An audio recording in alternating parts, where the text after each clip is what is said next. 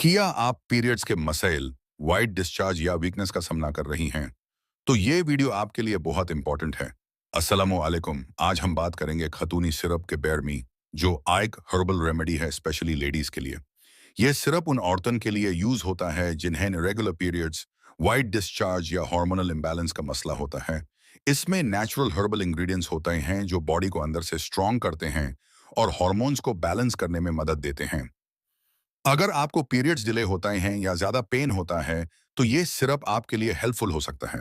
इसका regular use body की weakness को भी कम करता है और एनर्जी लेवल इंप्रूव करता है। लेकिन याद रखें, ये कोई मैजिक ट्रीटमेंट नहीं है। अगर मसला सीरियस हो तो डॉक्टर से जरूर कंसल्ट करें।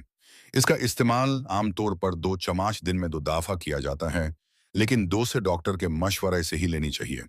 प्रेग्नेंट वुमेन इसे बिना डॉक्टर के यूज ना करें। आखिरी बात, हर हर्बल मेडिसिन सेफ होती है, लेकिन हर किसी के लिए सूटेबल नहीं होती। अगर आप ऐसी इंफॉर्मेटिव वीडियोस चाहते हैं, तो चैनल को सब्सक्राइब करें और वीडियो को शेयर जरूर करें। शुक्रिया।